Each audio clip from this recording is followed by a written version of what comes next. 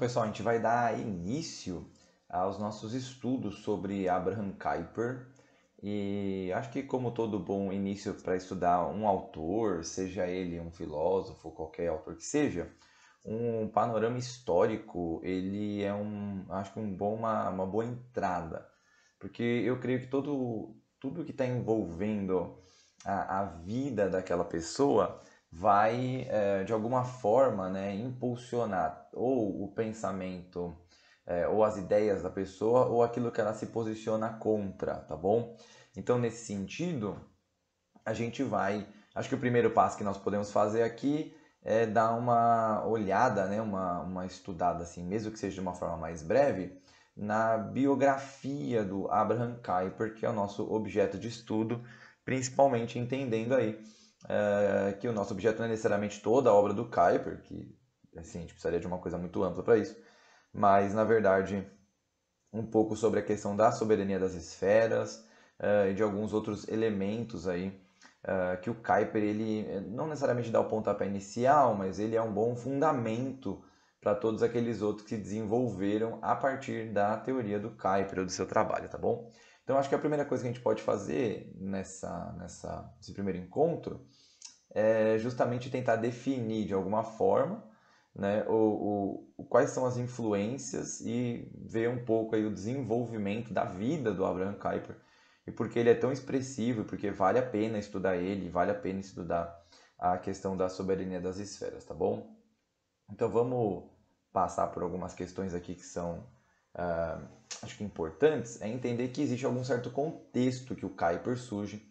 Ele não surge do nada, ok? Então isso é importante a gente entender. O Abraham Kuyper ele não vem do nada, ok? Ele tem contextos muito amplos e históricos que vão determinar muito do seu posicionamento, tá? Então acho que o primeiro que a gente pode levantar aí é que o Abraham Kuyper ele é um calvinista, porque toda a Holanda ela é calvinista, ok? Mesmo que no período do Kuyper, né, esse calvinismo não fosse necessário um comprometimento de fato, né, na praxis com a doutrina reformada, né, você vê que tem muito liberalismo teológico, a gente vai ver um pouco disso, há um pano de fundo, tanto que o próprio livro do Calvinismo, um livro que foi traduzido como Calvinismo para em português, né, a Stone's Lectures, o Kuyper defende ali que existem visões de mundo, sendo que na perspectiva cristã a gente poderia falar que existem duas visões de mundo, né? Segundo a defesa do Kuyper ali, uma é a católico-romana e a outra é o calvinismo. Então ele entende o calvinismo como a doutrina, né, ou a principal doutrina cristã, ou como um nome para aquilo que a gente chamaria de cristianismo. Então, acho que a primeira coisa que a gente vai dar uma observada é sobre a questão de João Calvino e do trabalho de Calvino, que é muito importante também na conversão do Kuyper. Né? O Kuyper, apesar dele vir de uma família reformada, né, até certo ponto, está envolvido, ser formado em teologia, o Kuyper passa por um processo de conversão, né? Ele vem de um liberalismo teológico e cai para um processo de conversão. Outro ponto são as condições políticas e sociais da Holanda. Então, a Holanda veio desenvolvendo alguns pontos de problemas políticos com domínio, com guerra, com domínio da França, depois com um governo mão de ferro. Então, passa por esses processos e você surge vários debates aí. Então, por exemplo, você tem antecedentes de Kuyper como o Groen van Prinster, você tem, por exemplo, Johannes Althusius, você tem uma galera que vem antes aí do Kuyper, né, que já está dialogando com alguns dos problemas políticos da Holanda, né? E você tem uma questão muito forte, né, ali na Holanda também, que é a questão do liberalismo teológico em contrapartida a um review, né? Uma espécie de avivamento que você tem, tanto que algumas pessoas fazem uma espécie de crítica, né? Em forma de crítica, apesar de muitas vezes eu não encarar isso como uma crítica, de que o neocalvinismo, né, seria um calvinismo pentecostal, sei lá, uma coisa assim, que para mim não há nenhum problema nisso, uh, mas com som de crítica nesse sentido, né? Então, nesse ponto, são alguns pontos que eles vêm anteriores, então a gente pode dar uma observada em algumas coisas. Olha o que o John Frame vai falar sobre essa influência do Calvino, né, por trás Visão do Kuyper, né? Então aqui o John Frame vai falar o seguinte, ó. Como cosmovisão, a teologia de Calvino ela é abrangente, assim como entendi o Kuyper, ela atende a totalidade da vida, ok? Ela afeta todas as áreas do estudo e da atividade humana. Assim, desde a primeira página da mais famosa obra de Calvino, que é a Institutas da Religião Cristã, fica claro que o conhecimento de Deus, objeto de estudo da teologia, está ligado a tudo que é humano.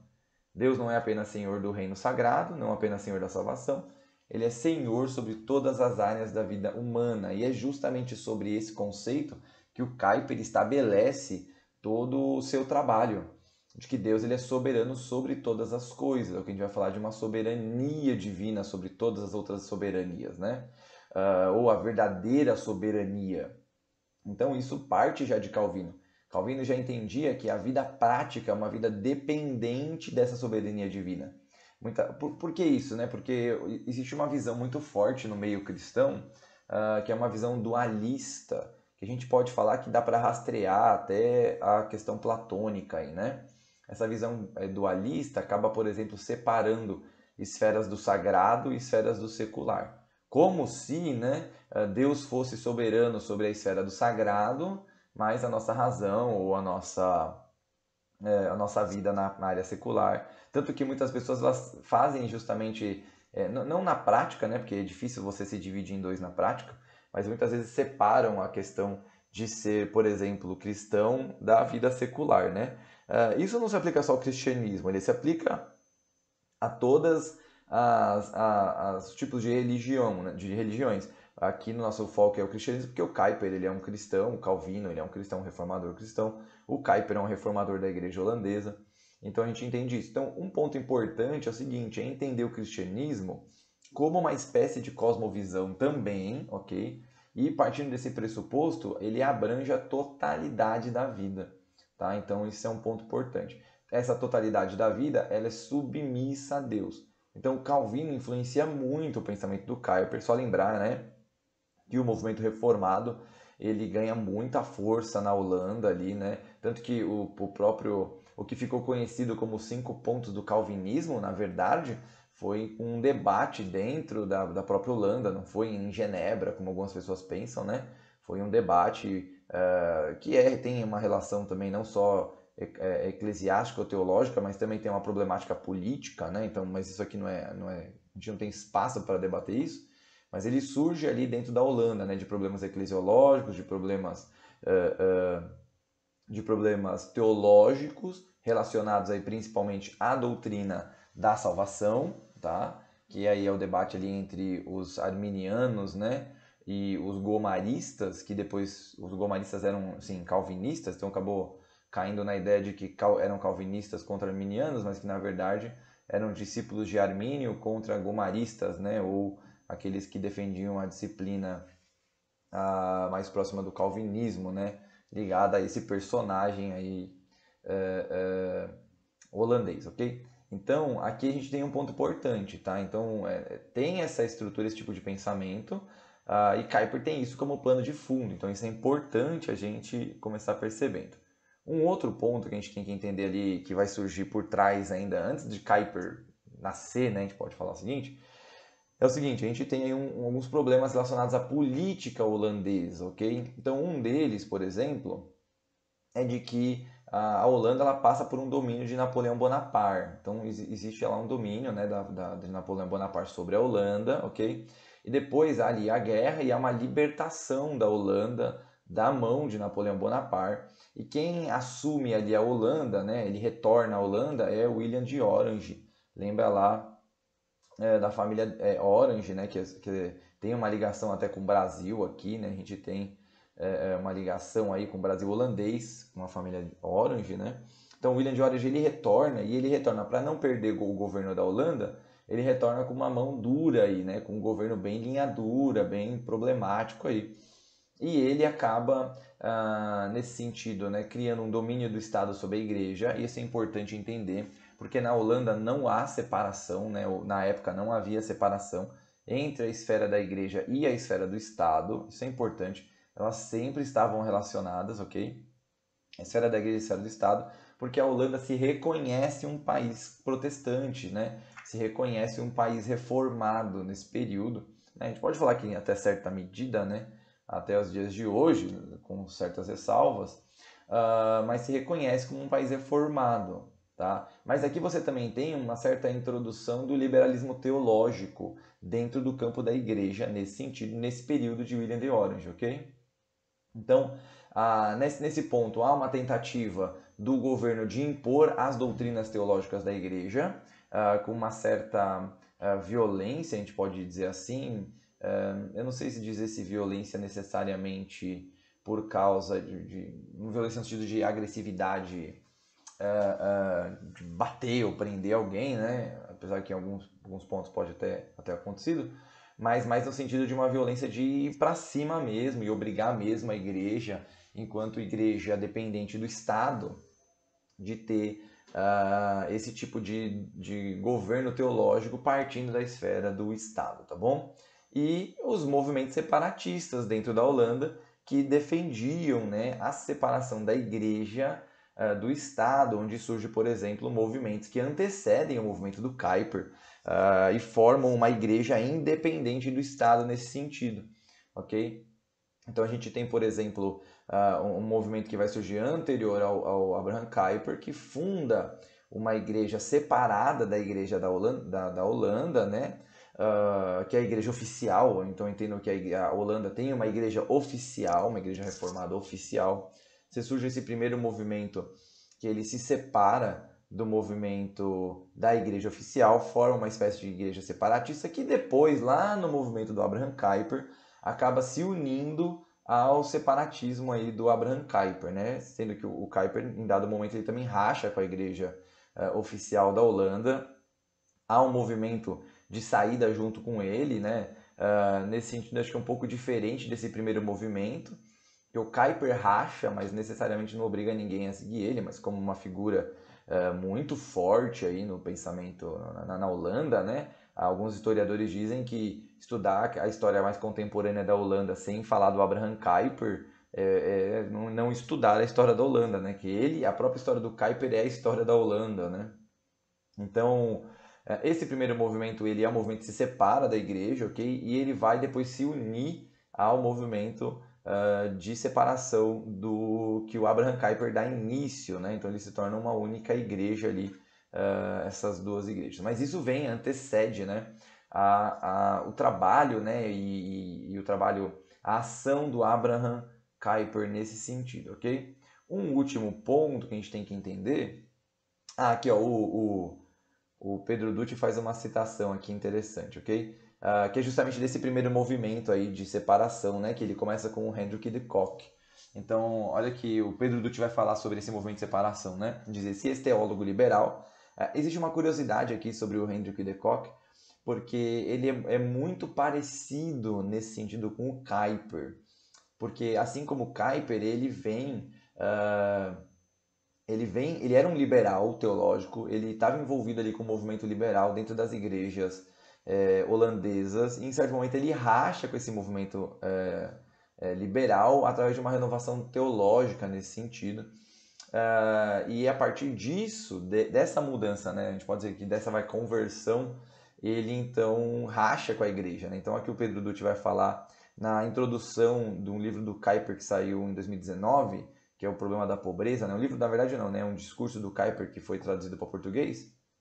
E o Pedro Dutti faz, eu acho que em português, uma das melhores introduções que a gente tem ao pensamento do Kuyper, né? Apesar de ser uma introdução do livro, é também uma introdução ao pensamento do Kuyper, vale a pena. Depois, no final dessa aula, eu vou indicar um livro que vale a pena estudar, que é bem mais abrangente, né? Eu acho que é o livro mais abrangente sobre Kuyper em português hoje. Ele diz o seguinte: esse ex-teólogo liberal, o Hendrik de Kock, também foi impactado pela renovação teológica do seu tempo e se tornou um pregador da necessária reforma da igreja, incentivando os membros das igrejas reformadas holandesas a deixarem as igrejas liberais antes que aquela teologia os matasse espiritualmente. Essa migração em massa, não só de membros, mas de congregações inteiras das igrejas estatais, então aqui é um negócio muito interessante, esse primeiro movimento de secessão, né, ou de separatismo, ele acaba não só sendo membros que saem das igrejas, mas igrejas inteiras que se desfiliam da igreja oficial da Holanda aí, que eram igrejas ligadas ao Estado. Então ele continua, né? Ficou conhecido como a Secessão de 1834. Essa divisão gerou uma nova denominação chamada Igrejas Cristãs Reformadas da Holanda e que tiveram o primeiro encontro, né, o primeiro sínodo, a primeira reunião em 1836. Então você vê ali em 1834 essa primeira secessão, essa primeira divisão por causa desse problema. Então pensem nisso, né? O que está por trás é esse problema do Estado impondo sobre a igreja os aspectos teológicos. E essa teologia que vem partindo do Estado é uma teologia liberal, ok? Não é uma teologia, digamos, reformada, mas teologia liberal, né? Para quem nunca teve contato com a teologia liberal, ela tem várias questões, por exemplo, não crê na inerrância da Bíblia, em muitos aspectos vai entender um Jesus somente histórico, não necessariamente Jesus enquanto Deus. Isso vai de encontro, né? Vai totalmente contrário ao que o cristianismo mais ortodoxo, independente da vertente do cristianismo, isso é importante, ok? Quando eu falo de cristianismo ortodoxo aqui, entendam que eu não estou defendendo, por exemplo, como o Kuyper vai defender o calvinismo como cristianismo ortodoxo, apesar de eu particularmente ter uma ligação mais forte com o calvinismo, mas para mim o cristianismo ortodoxo é aquele que confessa as bases elementares do cristianismo, então vai ter muita gente envolvida. Vai ter aí arminianos de várias linhas, wesleyanos, metodistas, eu entendo pentecostais, reformados como presbiterianos, batistas, sejam eles reformados ou não. São movimentos ortodoxos, ok? Que diferem em questões relacionadas em algumas doutrinas, porém, né, ele se mantém aquela ortodoxia mais ligada ao movimento apostólico do primeiro momento da igreja ali, ok? Então entendam isso. É importante só para não gerar nenhuma confusão quando eu usar o termo ortodoxia aqui. Então isso é importante, porque isso abre caminho para o que o Kuyper vai fazer, não ser necessariamente uma novidade. Pode ser que o Kuyper tenha tido mais sucesso, porque ele foi uma figura de fato mesmo, ele é um polimata, ele trabalhou em várias linhas, ele não foi um teólogo, ele não foi também só um teólogo público, como algumas pessoas defendem, né? Ele foi muito mais que isso, ele trabalhou em tantas linhas diferentes, é como se fosse um soldado que em vez de atacar um lugar só no front, ele vai atacar várias linhas diferentes, é um cara que, tá cada momento atirando de um lugar. O Kuyper era esse cara, ele tem um fundamento, que é ser um reformador da igreja, mas ele ataca de vários lugares, acho que por isso pode ser um dos motivos ele ter sido mais bem sucedido nesse sentido, ok?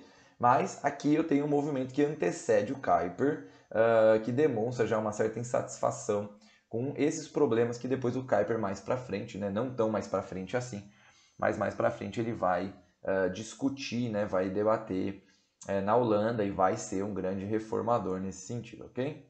O outro problema aí que você tem ali é esse movimento do liberalismo teológico, que eu já venho citando, mas também com um reavivamento que vem ali da Europa, ok?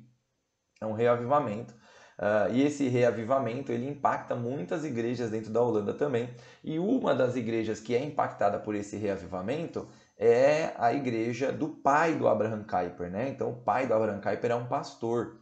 E ele é um pastor que é impactado por esse reavivamento. A gente pode dizer que o Kuyper, ele, apesar de ele dizer que na sua infância, né, a gente vai ver alguns textos dele falando, que na sua infância ele não necessariamente teve assim foi um cristão sólido, né, algo do tipo, mas ele cresce e eu creio que isso há um impacto, não tem como não separar isso da vida dele. Ele tem ali esse movimento de reavivamento, esse review, que o pai dele faz parte, ele é um filho de um pastor, ok? Então, em certo sentido, isso molda um pouco o pensamento do Kuyper, principalmente depois da sua conversão, tá? Mas o problema do liberalismo teológico e do review é um problema teológico que você está tendo ali na Holanda, que tem reflexos, ok? Lembra que esses problemas teológicos, enquanto uma nação que tem uma ligação muito íntima entre Estado e Igreja, os problemas teológicos ou os debates teológicos, eles invadem a esfera pública, o que é normal, mesmo em ambientes onde não há essa ligação tão íntima entre Estado e Igreja, não tem como separar questões teológicas da esfera pública, porque aqueles que estão envolvidos nos debates teológicos fazem parte da esfera pública e levam, né, esses seus pressupostos para os seus debates na esfera pública também. O próprio debate teológico é um debate de esfera pública, ele não é restrito somente à igreja, ele envolve pessoas e a sua relação e o seu entendimento com outros aspectos da vida. Então, isso também marca muito o que vem, o que antecede aí, né? Não só o surgimento do Kuyper, mas em tudo aquilo que ele está envolvido, em tudo aquilo que ele está debatendo, discutindo, que ele está propondo, as mudanças que ele luta para propor, em todas as linhas de frente que ele atua. Eu creio que esses três movimentos são impactantes quando você vai falar sobre o Kuyper, sobre a Holanda naquele período, sobre a teologia daquele período, porque tudo isso movimenta muito o trabalho do Kuyper, seja um trabalho antes dele se tornar o grande Abraham Kuyper, até ali depois, né, onde ele se torna um grande expoente dessa luta e pela reforma das igrejas, ok? E, consequentemente, pela reforma das outras esferas sociais, tá? Então, aqui é uma coisa interessante sobre quem foi Abraham Kuyper. Isso é importante, é um texto muito legal. Entrando agora no Kuyper mesmo, né, em quem foi ele, porque o Kuyper é um cara de muitas faces nesse sentido, não num sentido pejorativo, né, mas no sentido que ele atuou em muitos campos, né, então ele recebe aí um, um título de um homem de 10 cabeças e 100 mãos, né. Então olha o que o John Hendrik de Vries ele vai falar na introdução do livro, do primeiro livro do Kuyper que veio para português, se eu não estou enganado, que é o Calvinismo. Foi a primeira obra que eu li do Kuyper. Eu acho que como a maioria das pessoas que estudaram Kuyper ou estudam Kuyper tiveram contato primeiro com essa obra. Então essa é uma obra, sim, a primeira obra foi, cara, amor à primeira vista quando eu li essa obra com Kuyper. Foi a partir dela, por exemplo, que eu me joguei de cabeça no movimento reformacional e que me levou a estudar, por exemplo, Doiver, que hoje é um dos grandes campos de estudo no meu trabalho filosófico, ok? Então, olha o que o John Hendrik de Vries vai falar aí. Ele diz o seguinte: durante todos esses anos, sua obra foi multiforme a um grau estarrecedor. Falando da obra do Kuyper, né? Ele é muito extensa, vocês vão perceber como é extensa a obra do Kuyper e como ele escreve em várias áreas quando eu for passar a bibliografia dele que já tem em inglês. Como tem sido dito, nenhum departamento do conhecimento humano era estranho a ele. Então o Kuyper trabalhou em vários aspectos. E quer o tomemos como estudante, pastor ou pregador, como linguista, teólogo ou professor universitário, como líder de partido, organizador ou estadista, como filósofo, cientista, publicista, crítico ou filantropo, percebam as várias qualidades que o John Hendrik Devine vai falar aí dele, né? São áreas muito diferentes nesse sentido, né? Ele, enquanto um professor de universidade, enquanto um teólogo, profissionalmente teólogo, enquanto pastor, enquanto líder de partido político, organizador de esferas estatais, um estadista, porque ele foi primeiro-ministro da Holanda, ok? Nós vamos ver isso aqui ao longo dessa aula. Como trabalhou, como seu posicionamento em relação, bom, com base filosófica, isso é um fato, né? Ninguém que se propõe a trabalhar tantos campos diferentes vai fugir da filosofia, que é de fato a mãe aí da ciência nesse sentido. Como cientista, porque ele tem um debate relacionado às ciências, como alguém ligado à publicidade, como um crítico em várias áreas diferentes, ou como um filantropo, né? Então você percebe a dimensão do trabalho do Kuyper já aí, né? Só por esse elogio. O John Hendrik de Vries continua dizendo: há sempre algo incompreensível nos poderosos labores deste lutador incansável, sempre algo tão incompreensível quanto o gênio sempre é.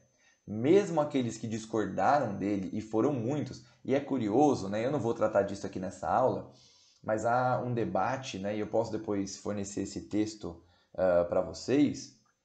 Há um debate, é um texto que eu traduzi faz aí um tempo já, não publiquei ele ainda, porque eu acho que precisa melhorar a tradução, mas posso passar a tradução do jeito que ela está por enquanto. Tem um debate, cara, do Kuyper,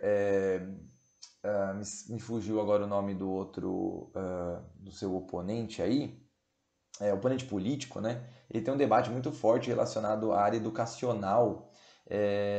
E é curioso porque chega a dado momento que o Kuyper ele está afastado porque ele sofreu alguns picos de estresse, né? Ele teve que se afastar, que tirar férias assim, de um ano muitas vezes, porque o cara era envolvido com tanta coisa que ele teve picos de estresse. A gente podia chamar que ele teve um burnout aí, né?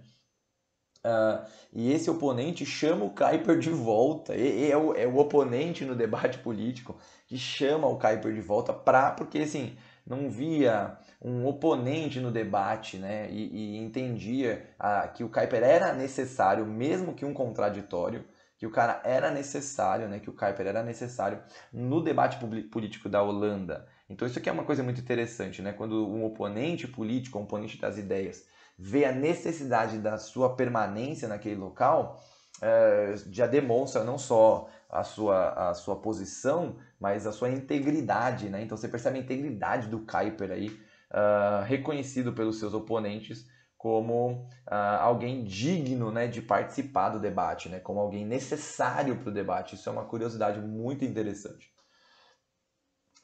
Então ele continua, né? Mesmo aqueles que discordaram dele, e foram muitos, o honraram como um oponente de 10 cabeças e uma 100 mãos. Aqueles que compartilharam sua visão e seus ideais, o apreciaram e o amaram como um dom de Deus para a nossa época.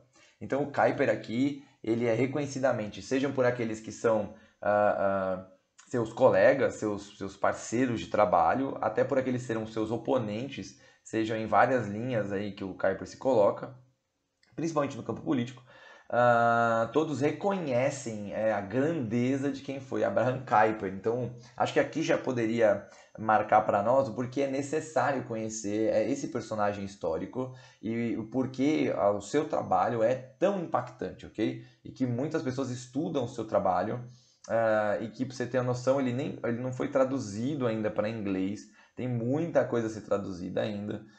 Para português, então, nem se fala, suas grandes obras não estão nem perto de ser traduzidas para português. Então, nesse sentido, a gente tem aí um cara muito grande que ainda é muito pouco conhecido no Brasil. Apesar, e aqui eu vou fazer uma crítica, na verdade, apesar de ser muito citado o Kuyper, né, muita gente se toma no Brasil como o grande reconhecedor do Kuyper. A gente tem pessoas, por exemplo, que de fato trouxeram Kuyper para o Brasil e são reconhecidamente especialistas em Kuyper, né? Tiveram contato com a obra do Kuyper, alguns tiveram contato com muitos dos seus, com aqueles que se desenvolveram posteriormente, são representantes do Kuiperianismo aqui no Brasil. Por exemplo, o Guilherme de Carvalho, o Rodolfo Amorim, são pessoas que trouxeram, né? São os grandes, são alguns dos, né, que introduziram Kuyper, principalmente Kuyper e depois Doiver no Brasil. Existem outros aí. Porém, existem assim, muita gente que se diz defensor da doutrina do Kuyper, mas a obra dele ainda é muito superficial no Brasil. Tem poucas traduções, tem poucos estudos aprofundados, não são tantos assim. E muitos dos estudos muitos estudos que a gente tem do Kuyper, muitas vezes, ainda são superficiais. A gente tem gente fazendo trabalhos legais aí. Eu tive contato com o trabalho do professor Tiago, me fugiu agora o sobrenome dele, mas é um trabalho interessante que ele tem aplicado a perspectiva kuiperiana, né? Ele provavelmente é um dos especialistas de Kuyper hoje no Brasil. Ele tem proposto a perspectiva kuiperiana, por exemplo, no trabalho relacionado à economia, relacionado à política pública. Então tem umas coisas interessantes que ele tem escrito, eu já li alguns artigos dele que são interessantes aí. Então, a gente tem muita gente que arroga ser o defensor do Kuyper, mas a obra do Kuyper ainda ela é muito superficial no Brasil. Para o tamanho que era esse pastor, teólogo e estadista, né? Então, vamos dar uma passadinha aqui rápida, né? Vamos caminhar aqui para também essa aula não ficar tão extensa. Vamos dar uma passada rápida sobre a própria história do Kuyper e sobre algumas questões aí que a gente pode trabalhar sobre ele desde a sua infância até o seu trabalho mesmo como esse grande estadista e pastor. Então, o Kuyper nasce em 29 de outubro de 1837, né? E morre em 8 de novembro de 1920, então ele morre ali com 83 anos de idade. Ele é filho de Jan Frederik, que é um pastor, ok? Então ele é pastor da Igreja Reformada da Holanda, que é a igreja aí oficial da Holanda, né? E ele é filho da Henrietta Huber, né? Que ela foi governanta durante um tempo e depois ela se torna pedagoga e leciona em internato para garotas. Eu tenho uma defesa que não é provada, é uma intuição, na verdade, de que o grande interesse que o Kuyper tem por educação é proveniente da sua mãe, ok? Então a gente pode dizer que pode ser assim, do seu pai o seu desejo pela teologia, pela sua escolha acadêmica e depois pastoral, mas eu acredito que esse interesse que ele tem pela pedagogia e é muito forte, né? Ele foi o grande nome que lutou por aquilo que a gente vai chamar de a luta pela liberdade da educação, né? Assim que alguns comentaristas vão falar. Então, eu tenho uma intuição nesse sentido, não tem nada, mas é uma intuição que eu tenho. Eu acho que pode ser uma boa intuição nesse sentido, tá? Então, olha que interessante o que o Roger Anderson ele vai citar aí da questão do Kuyper, né? Então, ele vai dizer que na juventude do Kuyper, ele começa, né, lá em 1841, lembra lá, né? O Kuyper nasceu em 37, ok? Então, ele ainda era uma criança. A família do Kuyper muda, né, da freguesia de Masluz para Mildeburg, e depois, que é uma capital provinciana aí, né? E depois de 8 anos lá, então o Kuyper já teria 12 anos, se as contas não estiverem erradas, eles se mudam para a cidade universitária de Leiden, que é uma grande universidade, ok? É a grande universidade da Holanda aí. E ali que o Kuyper vai estudar, né? Vai ter a sua formação teológica, filosófica em geral. Então a gente fala que na cidade de Leiden, pode ser por causa de estar nessa cidade, que o Kuyper então, ele tem uma educação muito boa nesse sentido. Então, assim, ele passa por uma educação interessante, que é um modelo educacional meio padrão, né? A gente percebe algumas falhas da educação contemporânea, você compara com com a educação caiperiana, né, nesse sentido, que, querendo ou não, o movimento protestante via uma necessidade de um conhecimento muito abrangente. E por isso, por exemplo, estudar línguas antigas era necessário, mesmo porque a Bíblia é escrita em línguas antigas, muitos debates teológicos são escritos em línguas antigas, então as línguas antigas e línguas modernas eram algo necessário para qualquer estudo, né? Então isso não é acadêmico ainda, não é acadêmico no sentido universitário, ainda é um estudo mais básico, ok? E o Kuyper ele se mostra um excelente aluno e ele recebe altas honrarias na sua formação. Então você vê desde a juventude o Kuyper já se demonstra um estudioso voraz nesse sentido, né?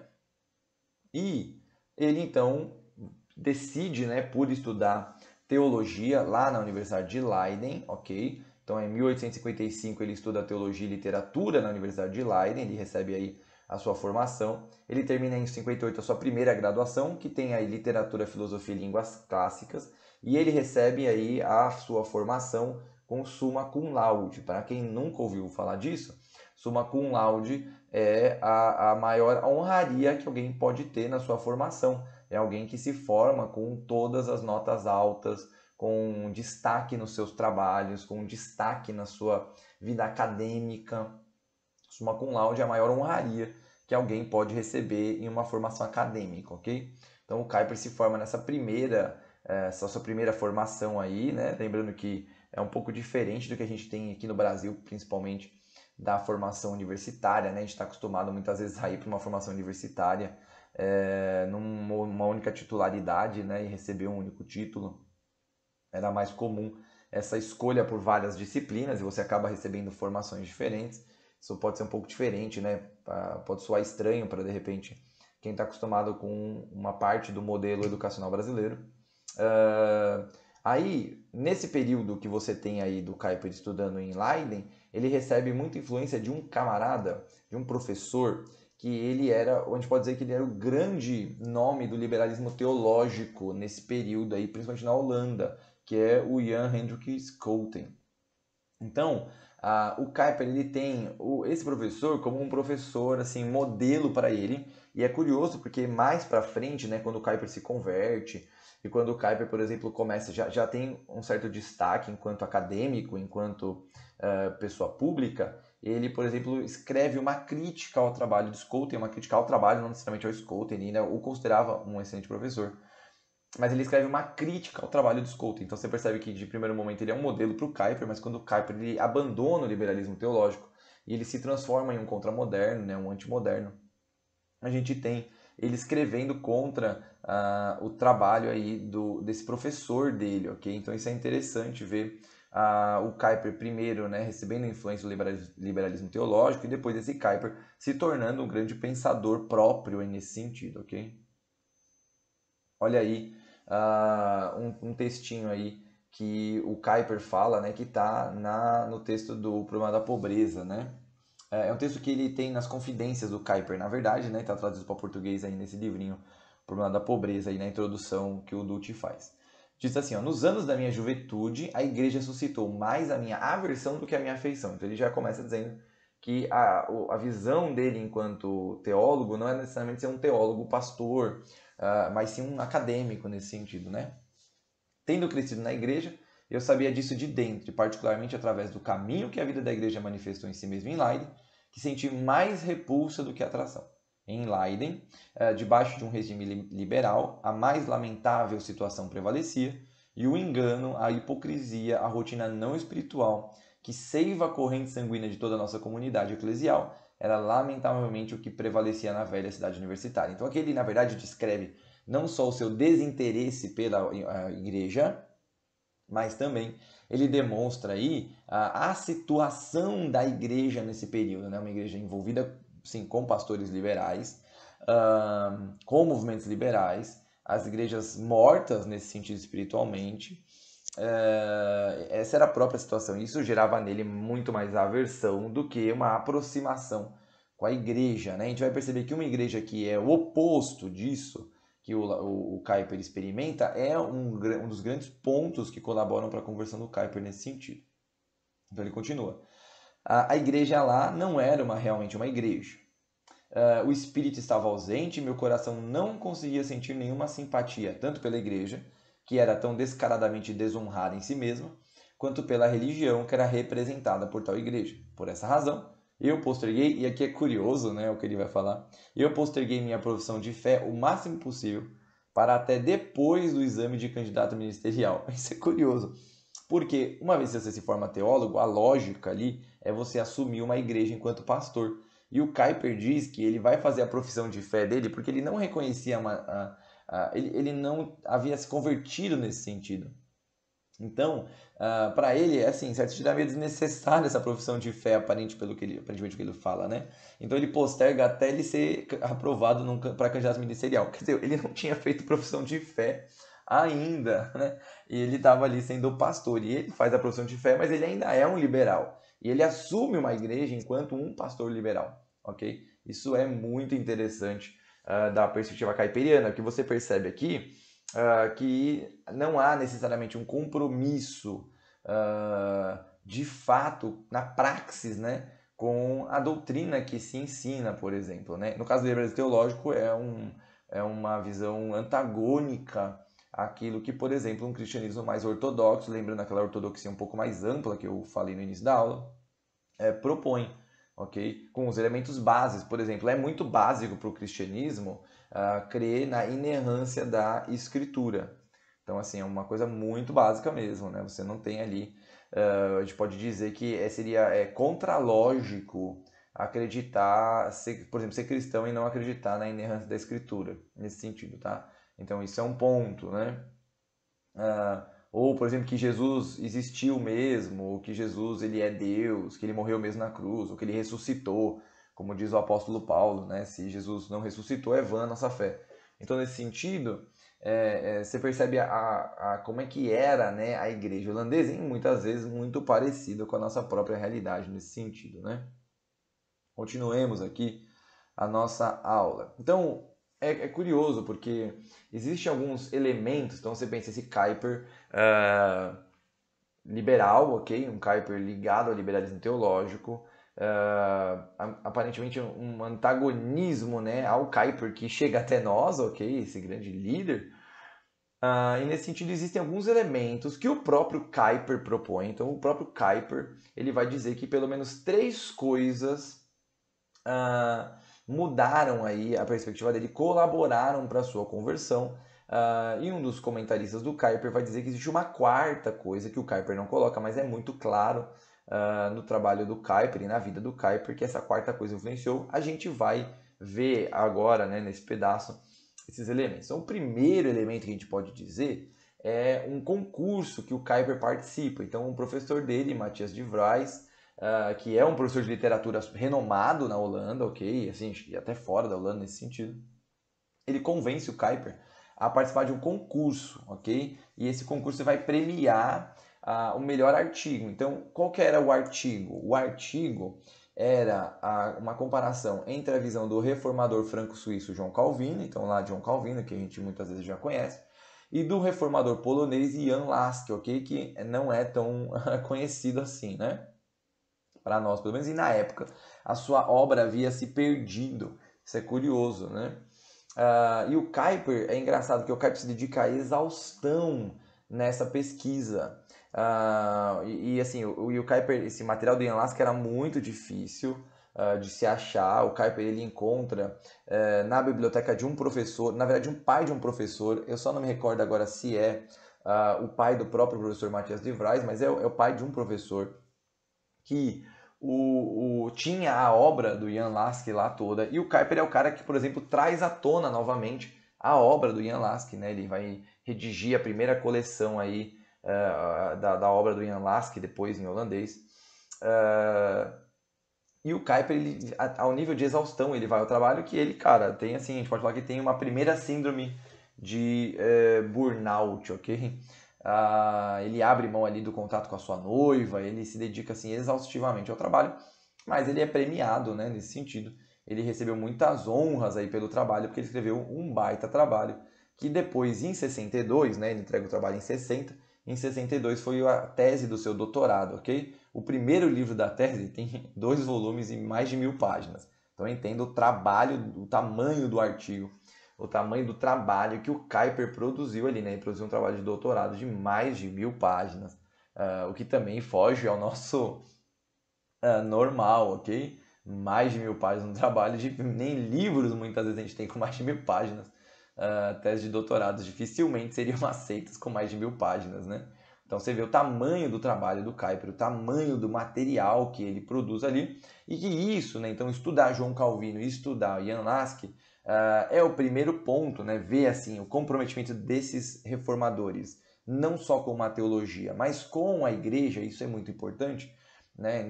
Ele não é uma coisa desvinculada da igreja aqui. Então, nesse sentido, é o primeiro ponto que o Kuyper mesmo diz que influenciou a sua conversão. A segunda é a leitura de um romance que a sua noiva, ok, presenteia a Kuyper. Então, é curioso, né? Porque quando você vai ver ali a relação entre o Kuyper e a sua noiva, ali tem um Kuyper liberal e a Johanna, né, uma crente, uma cristã comprometida nesse sentido. E o Kuyper tentando convencer, né, tentando converter a Johanna para o liberalismo teológico, né? Então você vê o Kuyper tentando convencer. E nesse diálogo, né, pensando aí que a Johanna não é necessariamente uma teóloga, nesse sentido, é o contrário que acontece. Então a Johanna presenteia o Kuyper com esse livro, né, O Herdeiro de Radcliffe, okay, que é um romance de uma cristã, a Charlotte Yonge. E é curioso porque a Charlotte Yonge ela tem aí ligação com o review, okay? Ela é uma escritora que tem influência do review que eu comentei lá no começo desse reavivamento. E o Kuyper lê essa obra e ele se vê em um dos personagens da obra. É curioso, é um personagem ali, um liberal, um descrente nesse sentido, né? Seria aí digamos assim, o antagonista do livro, que depois é um camarada que se converte e tal. E o Kuyper se vê nesse personagem, né? E olha o que o Kuyper diz: esta obra de arte foi o instrumento que quebrou meu presunçoso e rebelde coração. Então o Kuyper, ele reconhece ali que é a leitura também dessa obra que colabora, né, para ele começar a abrir mão ali do seu liberalismo teológico e de um compromisso mais sério, né, não só com uma teologia. Isso é importante, porque não é só com uma teologia ortodoxa, mas com uma vida cristã real e com um comprometimento com a igreja também, né? Mas é uma igreja que vai fazer a última diferença nesse sentido. Então, o Kuyper, ele é ali chamado para ser pastor de uma comunidade rural em Besd, onde ele ficou de 63 a 67. E a gente pode falar que essa comunidade rural é quem dá a martelada final nessa mudança de visão do Kuyper. O próprio Kuyper reconhece isso. O Kuyper mantém contato mesmo depois que ele sai dessa igreja, ele vai assumir uma igreja já maior, mas ele demonstra sempre que foi o pastoreio dessa igreja que mudou radicalmente o pensamento dele, ok? Por quê? Porque ele vai para uma igreja rural, uma igreja que estava, digamos, afastada daquele movimento do liberalismo teológico mais central nas grandes cidades da Holanda. Basel não era uma cidade tão grande assim. E então essas comunidades eram comunidades que não tinham, por exemplo, teólogos robustos como Kuyper, ok? Mas tinham pessoas comprometidas com o cristianismo que foram ensinadas ao longo de toda a sua vida com base naquilo que a gente vai chamar de grandes documentos da fé cristã que eram naquele período, que é a Confissão Belga, o Catecismo de Heidelberg e os cânones de Dort, ok? Então são três materiais aí. A Confissão Belga é a grande confissão desse período, ok? Na verdade, eu particularmente gosto da Confissão Belga, né? Eu tenho ela e gosto muito da Confissão Belga. É minha predileta, né? Algumas pessoas até brincam comigo, né? Que eu sou um batista, mas tenho a Confissão Belga como a minha confissão predileta. O Catecismo de Heidelberg, lembrando que os catecismos, né, eles são aí formas de ensino através de perguntas e respostas, e os cânones de Dort, que é o documento que é gerado depois daquele debate que eu comentei, que é um debate que surge dentro da Holanda, que seria o debate entre os gomaristas, né, que hoje são chamados de calvinistas, e o movimento ali que vem, né, os discípulos de Armínio. Então, que nesse debate aí você tem um documento que vai defender uma posição ligada aí ao calvinismo, que ficou conhecido como 5 pontos do calvinismo, mas que na verdade são os cânones de Dort, ok? Então são documentos centrais para a fé, principalmente da Igreja Reformada, ok? E nesse sentido, essa igreja é uma igreja que é formada aí nesses documentos da fé cristã, que são chamados aí de 3 formas de unidade da Igreja Reformada. Quer dizer, onde está a unidade da Igreja Reformada? Está no reconhecimento desses três documentos, ok? Então, aqui você tem uma igreja muito firme nesse sentido, nesse ponto. E aí você chega um pastor liberal, como era o Kuyper, ok? Trazendo uma doutrina liberal, o que soa estranho naquela comunidade. E muitas pessoas deixam de ir para a igreja por causa do Kuyper, porque ele era um pastor liberal, ok? Pessoas muitas vezes nem recebiam o Kuyper na sua casa, tendo uma delas sido sim mais radical nesse sentido, e provavelmente a pessoa aqui colaborou para essa conversão do Kuyper e essa mudança de um liberalismo teológico, ok? Então, nesse período, né, a gente pode falar que o Kuyper teve um choque de cosmovisão. Por quê? Porque ele vem de uma cosmovisão liberal, ele vem de uma posição de mundo, de vida liberal, de uma filosofia bem liberal, e entra de encontro, ok? Com algo que é antimoderno ou que é pré-moderno, né? É algo que é ligado aos elementos mais fundamentais e mais basilares da fé cristã, ok? Então há um choque aqui entre um cristianismo mais simples e mais fundamentado nos elementos da fé e esse movimento que o Kuyper ainda está ligado, que é esse movimento mais liberal teológico, mais moderno, ok? É a partir daqui que eu posso dizer que o Kuyper começa a se tornar um contramoderno, porque o que você tem aqui é um antimodernismo, né? Uma posição oposta ao que o modernismo prega, uma coisa que é anterior até ao modernismo nesse sentido, né? Contracultural aqui. Ok, curioso, né? Então a gente tem uma pessoa, né, que vai causar aí um maior impacto no Kuyper, que é essa irmã, né, Pierre Balthus. Então o elemento que eu coloquei, quem com certeza teve um papel crucial nessa renúncia de pressupostos modernistas que o Kuyper faz, se voltando para uma cosmovisão cristã, foi essa irmã aí da igreja, essa membro da igreja que o Kuyper veio assumir, que é a Pierre Balthus, ok? É interessante, porque ela sai da igreja e ela não recebe o Kuyper porque ela fala que o Kuyper ele não está fundamentado nos princípios bíblicos teológicos. Não, lógico que ela não vai, não necessariamente numa linguagem teológica que ela vai usar, mas numa simplicidade cristã verdadeira. Isso é curioso.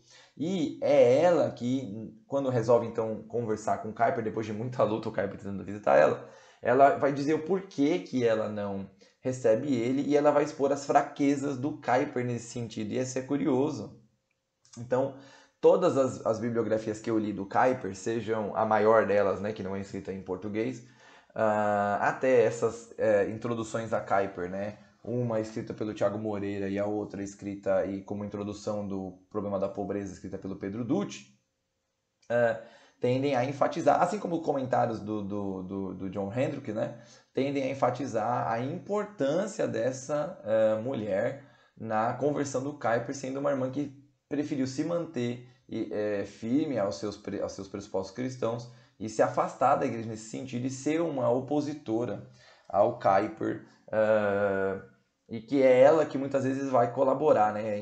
Sim, o próprio Kuyper reconhece que ela é a pessoa que vai aí colaborar para uma mudança radical no pensamento do Kuyper, que vai transformar o Kuyper nesse Kuyper que a gente conhece, que a gente tem no nosso primeiro contato muitas vezes, ok? Olha aqui o que o Henderson vai falar, né? Então, o Henderson, num livrinho que foi traduzido pela editora Monergismo, que é uma coleção de alguns textos do Kuyper, o Henderson diz o seguinte: a resiliência deles, desse pessoal da igreja rural de Besde, se tornou uma bênção para o meu coração e o surgimento da estrela da manhã em minha vida. Então, o Kuyper falando, né, uma citação do Henderson, o Kuyper falando de como que foi assim, o martelo, né, no prego aí, de mudança do pensamento do Kuyper, de mudança radical desse liberalismo teológico, desse modernismo, porque o Kuyper ele é um moderno nesse sentido, para uma visão mais próxima do cristianismo ortodoxo, e depois para um cristianismo ortodoxo que a gente vai citar. Então são três motivos que o próprio Kuyper lista, mas o Henderson ele acrescenta um ponto, né? Então o que o Henderson diz? Ele acrescenta que a mudança foi coroada e completada pela nova e extensa leitura das obras de João Calvino e de outros reformadores da igreja. Então esse movimento ligado aí com a igreja rural, ali aquele pessoal mais simples, ok? Você tem aí o Kuyper então se dobrando novamente a estudar a obra de João Calvino e de outros reformadores da igreja. Isso coroa, né, o pensamento teológico do Calvino. Então ele entendeu uma prática cristã com aquela igreja e aquilo levou a voltar-se aí para um pensamento teológico dos pais da igreja e dos pais da igreja, não, perdão, dos reformadores da igreja, dentre eles João Calvino, que vai dar um fundamento teológico, bíblico para essa mudança, né, do Kuyper, ok? Então isso é importante. E olha que o último motivo que o Kuyper vai trabalhar, ele vai dizer que isso tem um impacto na visão do Kuyper, mesmo o Kuyper não citando. Então olha o que o Henderson vai falar, né? Ele diz que o Henderson acrescentando um motivo, que além daqueles que eu já citei, que foi o próprio Kuyper que afirma, né, é a obra do seu antigo professor Scholten, onde ele propõe uma radical mudança de perspectiva histórica sobre o Evangelho de João. Então, quer dizer, o Scholten ele faz uma mudança na sua perspectiva do Evangelho de João. Ele tinha uma defesa desse trabalho em cima do Evangelho de João. Ele faz uma mudança para a perspectiva histórica, ok? Que vem estourando já nesse momento. E o Kuyper, então, ele percebe essa mudança e entende que o que mudou, na verdade, foi a cosmovisão do Scholten, não necessariamente o seu trabalho teórico. E é daqui que a gente pode falar que surge aquilo que o Kuyper propõe e depois o Doiver vai sistematizar, que seria o pressuposto religioso por trás de todas as pessoas. Então, a gente pode dizer que nesse sentido, quando o Kuyper vai falar de cosmovisão, o Doiver vai dar um passo além do Kuyper nesse sentido e vai falar que existe, na verdade, um pressuposto religioso. Na verdade, o Kuyper já cita isso, né? O Doiver sistematiza que há um pressuposto religioso por trás de todo o movimento, não importa, né? Toda a prática ou todo o trabalho teórico. Então existe um pressuposto religioso, existe um compromisso mais fundamental que vai direcionar, né, o seu trabalho, o nosso trabalho em geral, seja ele na prática do dia a dia, ou seja ele no trabalho teórico, ok? Então a gente vê que já surge daqui e isso é uma outra coisa. perceber esse elemento de mudança do seu antigo professor e modelo, que o Kuyper tinha como modelo, que também pode sim cravar o Kuyper ser esse contramoderno e se voltar ao cristianismo mais ortodoxo dos reformadores nesse sentido, ok? Então, esse é um ponto. Então, olha o que o Henderson vai falar num trechinho do livro que eu vou mostrar no final da nossa aula, ok? Ele diz assim, ó, indubitavelmente, Kuyper interpretou a declaração de Scholten em um modo diferente do pretendido pelo acadêmico, isto é, compreendeu como uma atitude religiosa básica que influenciava os resultados dos trabalhos acadêmicos do estudioso. Então, o Scholten, na verdade, está tentando demonstrar que a sua mudança era uma mudança de pensamento teórico, e o que o Kuyper percebe, ele percebe, na verdade, que há uma mudança na sua visão de mundo e num compromisso religioso que está por trás aí desse seu antigo professor. Então, é que o Henderson continua. Diferentemente de Kuyper, Scholten pensava que só no avanço e precisão da nova cosmovisão empiricamente fundamentada, sobre o qual a ciência então se assentava, e não nas implicações sistemáticas de sua afirmação. Neste ponto, todavia, Kuyper se apoderou do sentido estrutural universal de que seu professor dissera. É um ensino que o próprio professor traz para o Kuyper, ok? Nesse sentido, ele aprende com esse professor essa ideia de estrutura universal por trás de todas as coisas, a saber, aquilo que a gente vai chamar de cosmovisão, é algo que influencia a atividade acadêmica e que, no caso, conduziu Scholten à mudança súbita e profunda de suas perspectivas. Então, o que o Kuyper percebe é que o Scholten muda é sua cosmovisão e um compromisso religioso mais básico, e é por isso que a sua perspectiva acadêmica teórica vai ser alterada. Então, aqui a gente tem colaborando para a mudança aí do pensamento do Kuyper, também surge aí a ideia do pressuposto religioso por trás de todo tipo de atividade, seja ela prática ou teórica, tá bom? Então, aqui é um ponto importante. Então, olha o que o Kuyper vai comentar em relação a essa questão do Scholten, essa mudança dele, né? Por meio da leitura desse livro, enriquecido pelas minhas memórias de suas entusiásticas palestras, que deixaram uma profunda impressão em mim, a autoridade da crítica moderna havia acabado para mim. Quer dizer, martelou final é uma coisa que o Kuyper não propõe ele mesmo enquanto um dos motivos da sua mudança, né, e da sua conversão e de se tornar aí de um moderno para um antimoderno nesse sentido, entendendo que o antimodernismo é filho do modernismo, né? Então, nesse sentido aqui é uma característica interessante, né? Você vê que uma grande influência do passado traz para o Kuyper, a partir de uma análise, né, a sua oposição, o seu antagonismo ao movimento modernista, ok? Então, tudo bem. Quando a gente fala que o Kuyper ele é um homem de 10 cabeças, né, que, lembrando que é uma introdução ao pensamento do Kuyper, passa desses motivos de conversão, por que o Kuyper é esse gigante, né, que a gente fala, né? Então, algumas teses, algumas teorias surgem do Kuyper e depois são desenvolvidas por aqueles que vieram após o Kuyper e foram influenciados pelo seu pensamento. Então, algumas coisas. Por exemplo, a primeira doutrina que é muito interessante, que não necessariamente surge com Kuyper, ela já é uma doutrina calvinista e já vem uma doutrina de Agostinho também nesse sentido, mas que tem uma força muito grande em Kuyper, é Deus como a origem de todas as coisas e a Escritura como um fundamento para todas as coisas. Quer dizer, tudo, tanto na esfera que a gente pode falar do sagrado, da igreja, da eclesiástica, quanto na esfera social, pública, não privada, a gente tem aí a Deus como origem de todas as coisas e a Escritura como fundamento para todas as coisas. Percebam essa abrangência que a gente tem nesse sentido, ok?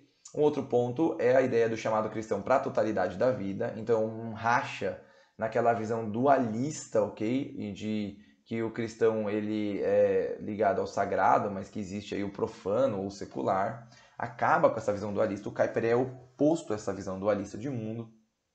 Ele entende que o cristão ele é cristão na totalidade da vida, assim como todo mundo tem uma cosmovisão e tem algum princípio fundamental que direciona a sua relação com o mundo. Então ele é sempre uma visão de totalidade, ok? E sempre uma visão de totalidade pré-teórica nesse sentido, então a gente tem que pensar sempre nisso. Se você por acaso já viu alguma aula, seja minha ou de outra pessoa, falando, né, dos pressupostos básicos ou de motivos religiosos que estão por trás de todo tipo de pensamento, você já teve um contato mais forte com esse tipo de pensamento que tem um ponto importante em Kuyper, ok?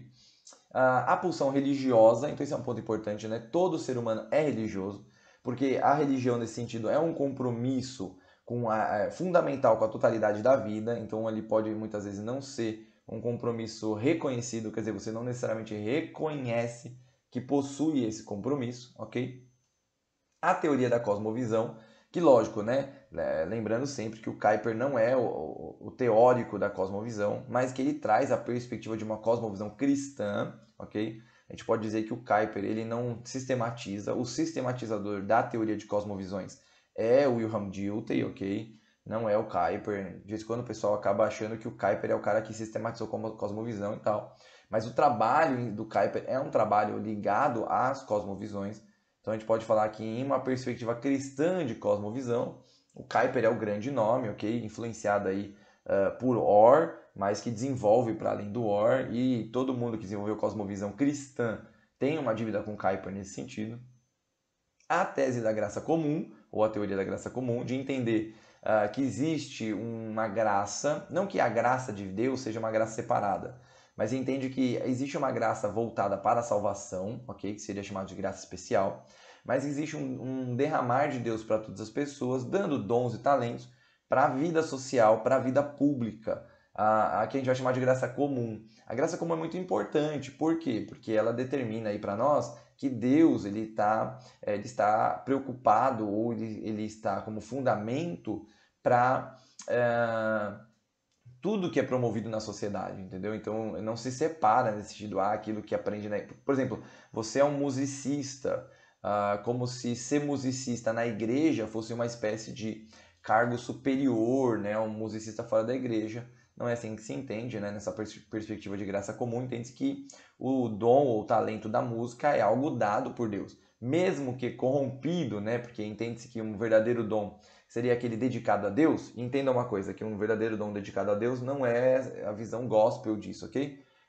Eu recebi um dom, eu tenho um talento musical, tenho um dom musical, então eu preciso cantar música gospel. Não é isso, ok?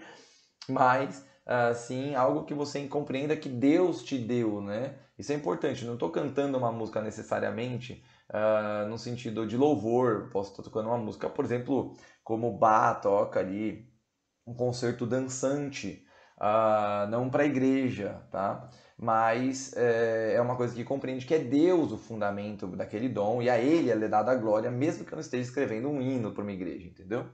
Então isso é importante na tese da graça comum. A antítese necessária, então entender que existe uma possibilidade de diálogo entre as posições, mas que existe nesse pressuposto mais fundamental uma base de antítese, quer dizer, contrário, então existe uma perspectiva da cosmovisão, e quando você tem uma perspectiva contrária, você tem uma antítese a ela, ok? Então o cristianismo aqui, ele é uma antítese ao pensamento não só moderno, mas a todo pensamento não cristão nesse sentido. Há possibilidade de diálogos, sempre o diálogo está sempre caminhando com a antítese, mas não se pode negar uma antítese, principalmente nos fundamentos mais bases, ok? Mais fundamentais, né? Fundamentos mais fundamentais é um pleonasmo, né? Mas nos seus fundamentos, nas suas bases, nos seus pressupostos, ok? E por último, aí, a soberania das esferas, que a gente pode falar aí, que é uma outra grande tese, que também não surge com Kuyper, mas Kuyper dá uma forma pra gente, ok? Que depois ela é desenvolvida filosoficamente em Doiver, mas que ela tem uma origem aí em Althusius, Johannes Althusius já traz aí esse conceito de soberania das esferas, tá bom? Então é bastante material que nós temos aí. Então, olha o que o Kuyper vai falar aí, né? Então diz o seguinte, ó, um desejo tem sido a paixão predominante da minha vida, uma grande motivação tem agido como uma espora sobre minha mente e minha alma. Olha o Kuyper falando, e aqui é um ponto importante para nós. E antes que seja tarde, devo procurar cumprir este sagrado dever que é posto sobre mim, pois o fôlego da vida pode me faltar. O dever é este. Então, tudo aquilo que o Kuyper desenvolveu, tudo isso que eu trouxe aqui que o Kuyper desenvolveu, tem para ele um fundamento base, ok? Tem para ele um pressuposto base. Qual é o pressuposto? que apesar de toda oposição terrena, as santas ordenanças de Deus serão estabelecidas novamente no lar, na escola e no Estado para bem do povo, para esculpir, por assim dizer, na consciência da nação as ordenanças do Senhor, para que a Bíblia e a criação deem testemunho até a nação novamente render homenagens a Deus. Então, o grande ponto do Kuyper é que as pessoas venham a compreender, e no caso ali a Holanda venha a compreender, que Deus é o pressuposto fundamental de todas as coisas. Então, o trabalho do Kuyper, ele visa isso, defender que Deus é o pressuposto fundamental de todas as coisas. Então, aqui é um ponto importante, é o que está como base para o trabalho do Kuyper aqui, ok? Então, é daí que surge a famosa frase dele, que é dita aí no seu discurso de inauguração da Universidade Livre de Amsterdã, que é: não existe 1 cm² em todo o domínio de nossa existência humana, o qual Cristo, que é soberano sobre tudo, não possa dizer é meu, ok? E esse é um dos nossos objetos de estudo, né? Vai ser o discurso do Abraham Kuyper, ok? Então esse é um dos nossos objetos de estudo aí. Vai ser justamente esse discurso do Abraham Kuyper. A gente vai ver que é muito mais amplo do que só essa frase que se tornou muito famosa, né? E que está incompleta. Eu deixei ela incompleta proposital para que a gente possa ver ela no seu elemento mais na sua totalidade lá no estudo do artigo, ok? Então, partindo dessa ideia do Kuyper, a gente entende que o Kuyper ele é, em primeiro momento, um reformador da igreja. E é ser reformador da igreja que leva o Kuyper a ser um reformador em outras áreas, principalmente educacional, política e jornalística, ok? Então, entendam sempre isso. O Kuyper ele é, em primeiro momento, um reformador da igreja. E é aqui que a gente pode ver, a partir daqui, ver como que esse reformador da igreja gera, então, mudanças para ele se tornar aí o reformador em outras áreas além da igreja. Então, isso aqui é importante entender. Primeiro momento, o Kuyper é uma pessoa que está preocupada em reformar a igreja. Ele está preocupado em reformar a comunidade cristã e é uma consequência disso ele, então, ser um reformador em outras áreas. O seu trabalho político, o seu trabalho educacional, o seu trabalho jornalístico são, na verdade, consequências do seu trabalho enquanto um reformador eclesiástico ou um reformador da igreja. E é isso que a gente vai ver aqui agora, caminhando para o final dessa aula, ok? Bom, partindo dessa perspectiva, então, do Kuyper enquanto um reformador da igreja e que dá origem às outras reformas, né, ou os outros trabalhos dele enquanto reformador, a gente pode partir de um ponto que o Kuyper ele foi um historiador da igreja. Então isso aqui é importante entender, tá bom? O Kuyper ele foi um historiador da igreja porque o seu trabalho, o seu estudo de primeiro momento é um trabalho de recuperar a obra de João Calvino e de outros reformadores. Então ele faz esse trabalho de história da igreja, ele faz esse mapeamento da igreja. Isso é importante não só para a conversão dele, mas para todo o desenvolvimento do trabalho que ele tem a partir disso, tá bom? Ele traz a público aí o trabalho do Ian Lasky, que era um trabalho que tinha sido esquecido, né? Era forte nesse período, esquecido. No Brasil, eu mesmo nunca li a obra do Ian Lasky. Conheço a existência dessa obra, né? Ou até alguns pontos, né, do trabalho dele, da teologia dele, a partir da leitura do Kuyper, de alguns comentaristas, né, de um comentário aqui, mas que ele traz de volta essa obra, é um reformador importante, ok? E aí, esse é um ponto interessante. Aí, como de fato reformador da igreja, a proposta dele é trazer aqueles símbolos de unidade, ou as formas de unidade, que seriam aqueles documentos confessionais, né, de volta para a estrutura própria da igreja. Então isso é um ponto importante que a gente tem que sempre pensar, ok? Então, pensando assim, você trazendo essas formas de unidade, qual que é a centralidade delas? Era a escritura. Então a ideia era trazer a escritura de volta à centralidade da vida da igreja. E não só disso, não só a escritura como centro da vida da igreja, mas Deus como ser soberano. Então há um afastamento do liberalismo teológico, um retorno à escritura e aos dogmas básicos da fé, assim como aquelas confissões e catecismos, né, que dão direcionamento, dão forma aí para uma igreja que se afasta do liberalismo teológico nesse sentido, ok? Então aqui ele inicia um trabalho de desenvolvimento da própria igreja. Começa esse desenvolvimento a partir de quando ele vai para igrejas mais centrais, ok? E nesse sentido, a gente tem o Kuyper então surgindo como um reformador próprio da igreja. E olha que ponto interessante, né? O Kuyper, ele em dado momento, ele percebe que não tem como continuar sendo pastor das igrejas reformadas da Holanda, da Igreja Nacional da Holanda, perdão. E nesse sentido, ele rompe com a igreja, mas ele faz um rompimento diferente do primeiro movimento de secessão. Ele faz um rompimento individual. Ele rompe enquanto pastor, mas enquanto uma figura pública, super bem conceituado, super bem visto por muitas igrejas e muitos pastores e muitos cristãos seguem nesse rompimento, ok, com ele. Mas então é uma coisa importante entender que eles não encaravam isso como uma coisa boa. Esse é um problema, a gente tem que tomar muito cuidado com isso. Esses tipos de separatismo que a gente tem, de secessões, de rompimentos, em algumas vezes são comemorados como grandes movimentos e tal, mas não foi assim que eles encararam. Tanto que eles se chamaram de os lamentadores.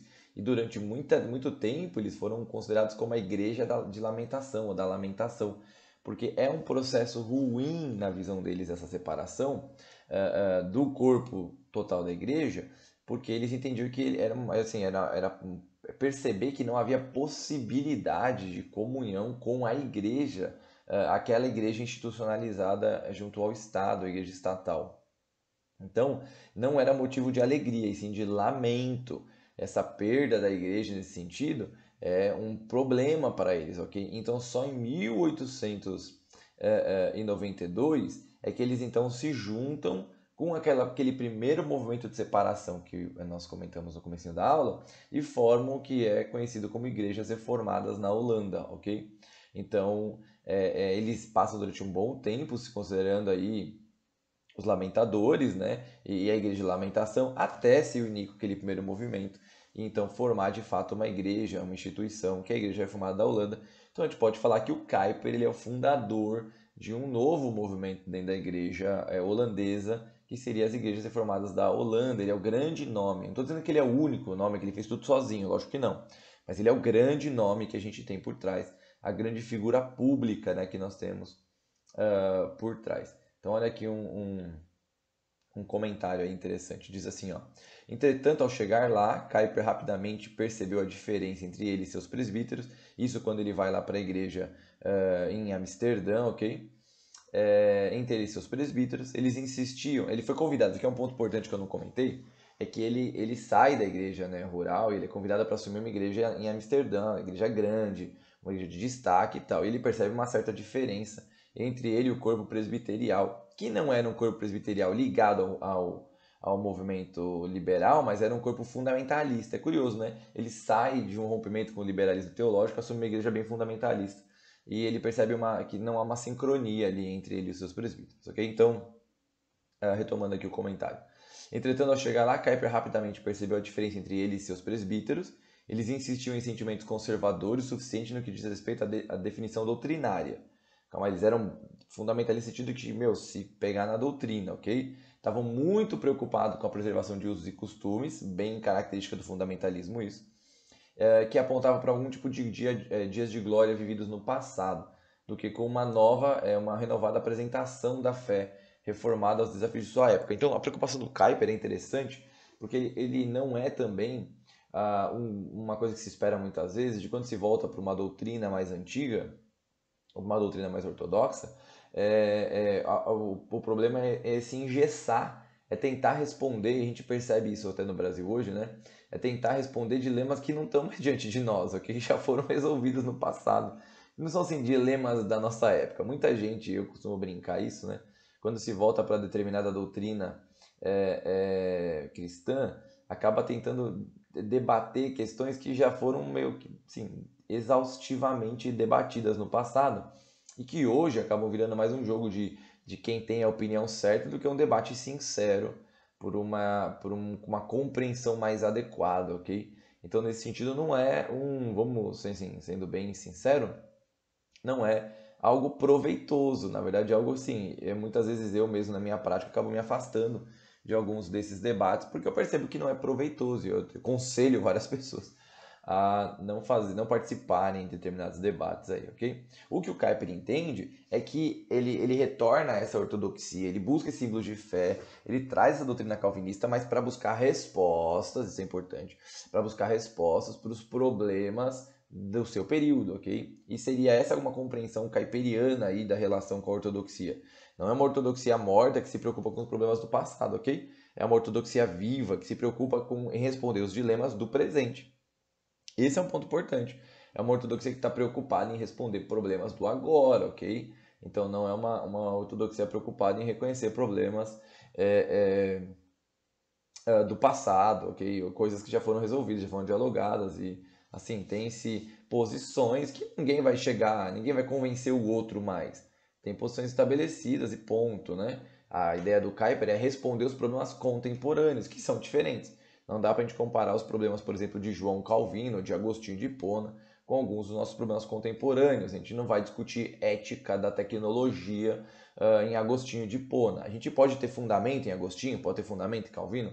Lógico que pode ter. Mas essa questão, por exemplo, da ética na tecnologia é uma resposta a uns problemas contemporâneos, ok? Ao problema de dados, são respostas a problemas contemporâneos, algumas questões da ciência, até algumas questões de filosofia, são problemas contemporâneos, não são problemas da antiguidade. Então a gente não vai ter respostas em autores antigos. Nós vamos ter que ter um bom fundamento para dar respostas hoje para esses problemas, que foi o objeto desses autores mais antigos. Estavam respondendo problemas do seu período contemporâneo, né, no sentido do período próprio deles, ok? Então a ideia aqui é que para Kuyper eles encaravam uma espécie de fé morta, ok? Uma tentativa de se manter em algum dia glorioso do passado em vez de tentar responder à problemática do futuro. Então você percebe que o Kuyper ele sai basicamente de um extremo para o outro, né? Sai do liberalismo para o fundamentalismo. E o que ele está buscando, na verdade, não é nem o liberalismo, nem o fundamentalismo, mas uma ortodoxia viva, onde você tem uma fé robusta, essa fé robusta baseada numa teologia robusta, porém respondendo os problemas da contemporaneidade. Então essa é a ideia do Kuyper enquanto um reformador da igreja nesse sentido, ok? Uma das atividades interessantes que o Kuyper faz é que para divulgar o seu trabalho, e a gente percebe interessante isso, né? O uso que a gente faz de redes sociais hoje, como o Instagram, como o Facebook, como o YouTube, a gente vem fazendo aí nos últimos 10 anos, pelo menos, que tem assim essa divulgação, que anteriormente era feito em jornal, foi feito na televisão, na época do Kuyper. Os jornais eram esse meio de comunicação.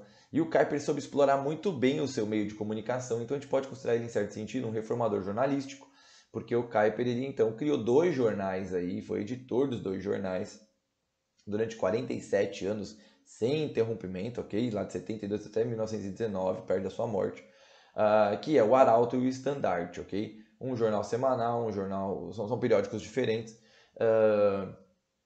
onde ele apresenta muito do seu trabalho e, na verdade, muitos dos textos que a gente tem do Kuyper são, na verdade, textos que ele publicou nesses jornais. Então, ele também é um reformador jornalístico porque ele compreendeu que ele precisava divulgar essa reforma eclesiástica e ela teria ela bateria numa reforma cultural também. Então, para promover isso, ele cria esses jornais e divulga esses jornais. Então isso é um negócio interessante, ele entende a necessidade da divulgação, que é tão clara pra gente hoje, né? Então você vê como o Kuyper é um visionário nesse sentido, né?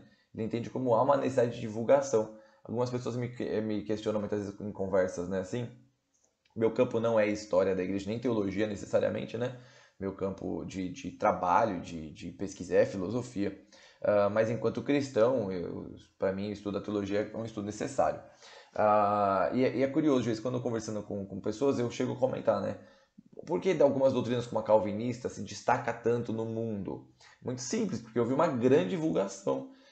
Você tem pessoas perseguidas no mundo inteiro, indo para Genebra, sendo treinadas em Genebra e indo para outros países. E aí você tem pessoas trazendo uma determinada doutrina, sendo espalhada pelo mundo. Com certeza ela vai ser uma doutrina mais aceita, ok? Então esse papel de divulgação é muito interessante. O Kuyper sabe utilizar bem disso, faz isso. São 2 jornais muito fortes aí, se tornam fortes, são divulgados, sim, e é interessante porque o Kuyper não está divulgando material para uma elite, ok? Isso é interessante do Kuyper. Ele não está preocupado, na verdade, com a elite. Uma preocupação muito grande do Kuyper, pelo menos desde que ele vai para aquela igreja rural, é com esse povo, né? O Kleinluden, né? O povo pobre, o povo... não o povo intelectual, ok? O povo mais simples, né? Aquele povo simples da igreja. Essa é a grande preocupação do Kuyper, na verdade. Então esse material chega no povo simples da igreja, que faz uma diferença absurda em muitos projetos do Kuyper, por exemplo, a criação da Universidade Livre, onde você tem dinheiro investido do povo. Não é uma grana investida de uma empresa, não é uma grana investida do governo, não. É o povo, que cada um contribuiu lá com meia dúzia de moedinha, você juntou tudo e criou uma universidade, ok? Então é um ponto interessante. O Kuyper foi um visionário nesse sentido. Isso é muito importante, ok? A gente pode dizer que ele antecipou muito do que a gente entende hoje como um mecanismo, né, de divulgação, ok? Então, olha o que o Pedro Dutti vai falar aqui, né? Diz assim, ó, essa mídia, né, o jornal The Herald, né, o Arauto, transformou-se num instrumento privilegiado para que as ideias da reforma eclesiástica e cultural pudessem atingir um número amplo de pessoas da maior cidade da Holanda ali, que é Amsterdã, onde o Kuyper está alocado ali, né? O lema do periódico era o arauto de uma igreja livre. É interessante aqui a proposta, ok? De uma igreja livre, de uma escola livre e uma Holanda livre. Então a liberdade prezada aqui, na verdade, a gente vai depois tomar essa forma na liberdade das esferas sociais, ok? Então isso é interessante. Então ele continua, né? A demanda por difusão de conteúdo era tamanha no ano seguinte, 1872, né? Ele começa ali em 1871, que começa então o The Standard, né? O novo jornal que começa a ser editado. Então, em vez de ter edição semanal, o novo jornal ele era uma tiragem diária. Então você tem ali o The Herald com uma tiragem semanal, enquanto o The Standard é uma tiragem diária, devido à demanda de pessoas atrás desse material, dessa distribuição de material. Então você percebe o alcance, essa visão é bem visionário o Kuyper nesse sentido de divulgação do seu material. Então é dali, por exemplo, que grande parte das suas reformas políticas, dos seus pensamentos de reforma política, de forma de Estado, vão tomar forma, ok? Então ele continua aqui o Dutti. Rapidamente ele alcançou um público nacional, então você percebe ele sai ali, Amsterdã, grande cidade ali, mas ele sai ali da Amsterdã e alcança, a Holanda inteira, ganhando fama por ser o principal órgão de difusão da ortodoxia reformada. Aqui é o ponto. Então o Kuyper ele toma a frente aqui como o divulgador, o grande divulgador do principal, ou ele se torna o principal nome, a principal referência de uma ortodoxia reformada não morta, não fundamentalista, mais viva, prática, na tentativa de responder problemas contemporâneos da Holanda. Lógico, a gente tem que sempre entender que há um contexto holandês aqui, ok? E em certo sentido a gente não aplica, né? Não tem como aplicar, fechar o olho e aplicar 100% no Brasil, por exemplo, que é o nosso objeto aqui. Mas a gente dá uma experiência do Kuyper no sentido de que essa visão dele de divulgação desse material, de apresentação desse material, que é uma coisa, por exemplo, que deve ser feita, ainda mais em época, né, que rede social é o grande ponto de divulgação de material. Você vê que pessoas ganham eleição por causa de rede social hoje, né, se tornou uma ferramenta muito forte nos últimos 10 anos, pelo menos, como eu já comentei, ok? O Kuyper é também um grande reformador político, ok? Entendo que o Kuyper é um estadista, ele chega até a ser primeiro-ministro da Holanda, tá bom? Então, como é que começa isso? Na verdade, ele começa influenciado aí pelo Groen van Prinster, que é o formulador aí, né, do movimento antirrevolucionário, quer dizer, o movimento que se opõe aos movimentos evolucionários aí, né, o grande mote aí ele é um antimoderno, né, a revolução é o grande clássico da modernidade, né. Então o Groen van Prinster ele monta o movimento antirrevolucionário, mas o Kuyper dá ele dá uma forma de partido político e assume enquanto um partido político. Ele começa, o Kuyper vem do movimento antirrevolucionário ali formado pelo Groen van Prinster, mas é a partir do Kuyper que ele toma uma forma de partido político. E aí ele então se torna um partido político que concorre nas eleições e durante um tempo foi um partido político forte na Holanda, né? A gente tem, por exemplo, se eu não estou enganado, o Dr. Roel Kuyper, que não é parente do Kuyper até onde eu sei, né? Até onde eu sei, o nome Kuyper é um nome comum aqui, né? Como é da Silva, dos Santos no Brasil, né? A gente brinca, né? É um nome comum, é um nome que muitas pessoas acabam tendo, ok? E nesse sentido, o Royal Kuiper foi um senador por esse partido, tá? Se eu não estou enganado aqui. Então ele realiza um trabalho muito forte e o que ele vai chamar de povo pequeno, o Kleinluden, né? Que é essa luta dos menos favorecidos, né? Contrário a essa posição mais elitista. O Kuiper se coloca como um contra-elitista nesse sentido. É muito interessante porque é um fato, né? O movimento cristão reformado ele não tem uma resposta, até hoje, creio eu, bem elaborada, por exemplo, o problema da pobreza. Não se tem, né? Eu ainda não enxerguei particularmente uma resposta bem formulada, assim, que a gente possa tomar como referência final, assim. O Kuiper faz um ensaio no problema da pobreza, numa tentativa de criar, né? Você tem ali o movimento católico romano que tem uma resposta formada sobre isso. Você tem outros movimentos que tentam dar respostas para isso, mas você não tem dentro do movimento reformado uma resposta chave para esse problema da pobreza ou para o problema dessa diferença social. Então você acaba tendo uma fragmentação nessa posição, ok? Entre mais equilibrados e mais radicais de ambos os lados do radicalismo. Mas você percebe um interesse muito grande do Kuiper nesse povo pequeno, né? Nessa gente simples. Então o trabalho dele não era formar uma espécie de...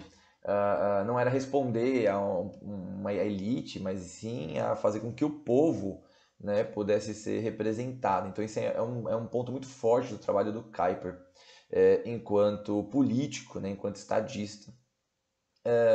E o Kuiper ele apresenta ali, né, o primeiro movimento político cristão, ok? Então ele foi assim, algo que é muito expressivo, muito forte ali na Holanda. Ele então se torna o primeiro parlamentar, não, primeiro parlamentar não, na verdade ele se torna parlamentar, não o primeiro, ok? Desse movimento político cristão. E ele chega em 1901 à cadeira de primeiro-ministro da Holanda, ele fica até 1905. Tem um problema de uma greve lá dos trabalhadores e tal, e o Kuiper acaba saindo, né? Deixa de ser o primeiro-ministro da Holanda, mas mantém-se como um dos grandes nomes, grandes estadistas que a Holanda teve, né? Então você percebe que ele causa várias reformas políticas. Uma das grandes reformas políticas é a sua reforma educacional, tá bom? Então olha aqui o Dutti fazendo mais um comentário sobre isso, né? Nos anos de 1877 e 1878, né? Ele escreveu uma série de artigos que foram publicados lá no The Standard, ok? Foram compilados sobre o título de Nosso Programa. Então, é um manifesto político cristão. Ele vai apresentar um programa político na perspectiva daquele movimento do Partido Antirrevolucionário, daquele movimento antirrevolucionário que se torna o Partido Revolucionário. A gente tem esse texto em inglês, War Program, pela Lexan Express, se não estou enganado. Eu vou mostrar para vocês no finalzinho esses textos. Vai ter até o linkzinho lá, se você quiser adquirir. É uma obra que em inglês ela é cara, né? Mas assim, estudiosos de Kuiper, acho que é o mínimo que a pessoa tem que ler. São essas obras, né? Algumas foram traduzidas para português. Um trecho do Graça Comum já foi traduzido para português, mas ainda a gente tem pouquíssima coisa do Kuiper em português. Pouquíssima mesmo. Com quase nada de material do Kuiper em português. Mas aqui, ele tem esse manifesto político cristão, ok? E eles se tornam aí, então, para a gente uma teoria política calvinista nesse sentido, ok? Então a gente pode, isso é tomado como o partido, como o programa político, como a gente vê os programas políticos dos partidos hoje, esse é o programa político do Partido Antirrevolucionário. Então isso é uma resposta que o Kuiper traz aos problemas políticos do teu tempo. É muito interessante porque você vê como é que o pensamento do Kuiper é muito abrangente nesse sentido. Ele não está tentando trazer, ele não está tentando fazer, isso é importante, é só ressaltar isso aqui, ele não está tentando em nenhum momento fazer com que o Estado seja dependente da igreja. Ele respeita as esferas sociais e é muito legal isso. Porque a tentativa do Kuiper não é inverter, porque muitas vezes o que acaba acontecendo? Numa tentativa de evitar que o Estado controle a igreja, tenta-se um movimento de inversão, onde a igreja começa a controlar o Estado. Não é essa a proposta do Kuiper, ok? Do Kuiper, ele monta um programa político cristão, de orientação mais calvinista, porém, ele não tenta em nenhum momento fazer com que as regras da igreja se apliquem ao Estado. Pelo contrário, ele joga nas regras do Estado. Ele apresenta um programa político, é um programa, lógico, fundamentado na Escritura, mas é um programa político, ok? Que respeita as regras e as leis internas do Estado. Isso é um ponto importantíssimo para perceber do Kuyper. Então, o Kuyper, ele não é um cara que tenta reduzir a política à esfera da igreja. Ele entende que são esferas separadas, domínios separados, que têm leis internas e que elas devem ser respeitadas na sua soberania interna, ok? Mas que nenhuma dessas esferas ela é independente de Deus. Deus, no caso aqui, é o grande soberano sobre todas as esferas e cada soberania interna de esfera é dependente da soberania divina, ok? É uma soberania derivada. Deus tem toda a sabedoria, toda a soberania, e ele deriva as soberanias para essas esferas da sociedade, ok? Que estão debaixo do seu domínio. Isso é importante. Uma das grandes lutas do Kuyper no campo político é a sua reforma educacional. Por quê? Porque ele entende que a formação, isso é um ponto importantíssimo, assim, é um ponto que hoje a gente, apesar de ainda ter debate sobre, né, mas é meio que um ponto aceito. Acho que existem pressupostos por trás da educação e que esses pressupostos vão guiar os modelos educacionais. Então, o Kuyper entendia que os pais deveriam ter escolha de colocar os seus filhos na escola que eles queiram, que represente aí o pressuposto que o pai e a mãe ali acredita. Um ponto importante também é que o Kuyper não reduz a educação à esfera da família. Ele entende que é papel do pai e da mãe determinar onde a criança vai estudar, como ela vai ser educada, mas é papel da escola determinar o conteúdo que vai ser aplicado, o modelo que vai ser usado. Isso é papel da escola, dos pedagogos, dos professores, dos consultores educacionais. É dessa galera, ok? Não é dos pais. Os pais eles não vão ter domínio sobre a esfera da escola, mas eles têm direito de escolher qual escola que os filhos vão estudar, ok? Então, ele se une numa luta aí da união das escolas nacionais cristãs, se torna uma grande referência política. No campo educacional, isso desde as escolas mais básicas, ok? Uma outra coisa que ele faz é fundar uma universidade cristã, que é a Universidade Livre de Amsterdã. Então, é uma universidade, existe até hoje. É a universidade que tem origem ali com o Kuyper. Então, a ideia ali é ter uma universidade com cursos variados, como foi um pouco a ideia da Universidade de Genebra ali com Calvino, né? Uma universidade com vários cursos, mas com um pressuposto, com um fundamento cristão, ok? Então isso é importante. Então, um comentário interessante é o seguinte, que a visão social e educacional do Kuyper, ela reflete até os dias de hoje na Holanda. Eu lembro de um comentário, eu acho que foi o Ro Kuyper que fez esse comentário, de que o trabalho do Kuyper reflete até hoje, porque houve um debate recente. Então, qual que foi o grande ponto do Kuyper? É de que o governo, o Estado, como o Estado bancava as escolas e as pessoas então alimentam o Estado com dinheiro, né? Lembrando que a pessoa paga o imposto, alimenta o Estado paga a escola.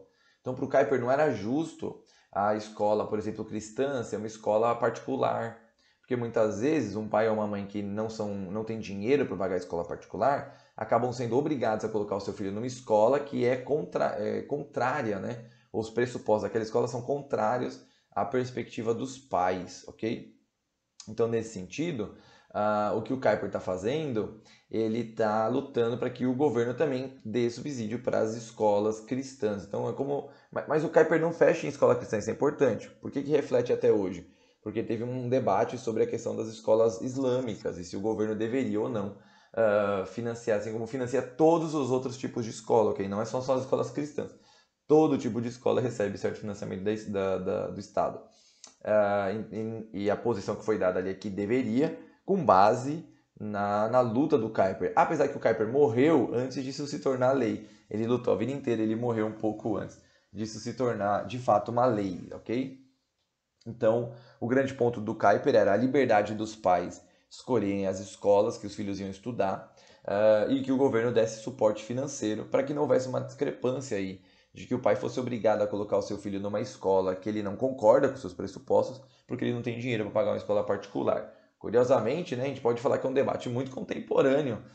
Eu não sei se dá para fechar o olho e aplicar o que o Kuyper propõe na Holanda, que é um país pequeno e a dimensão é diferente do que o Brasil, mas é uma boa proposta para ser debatida, né, e ser adaptada ou ser ponto de partida para debates relacionados a problemas educacionais também no Brasil, né? Por isso que a gente passa exatamente pelo mesmo problema, né?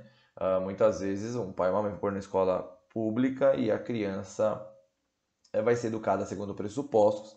E uma coisa que eu acho interessante, não é o Kuiper que trabalha isso, mas dá para derivar da ideia do Kuiper, é de que dependendo de quem governa o Estado, vai ser os pressupostos bases da escola, ok? Então, um governo, por exemplo, que permaneça aí 10, 20 anos na escola, ele vai ter formado muitos professores e que vão partir desse pressuposto desse governo. Um outro governo assume, passa lá 10, 20 anos no governo, muitas vezes.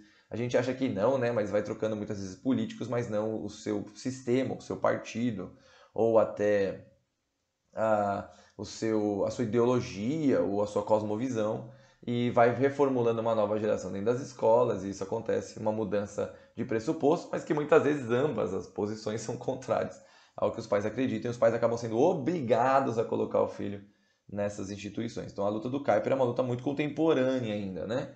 É um debate muito contemporâneo, ok? Tá bom.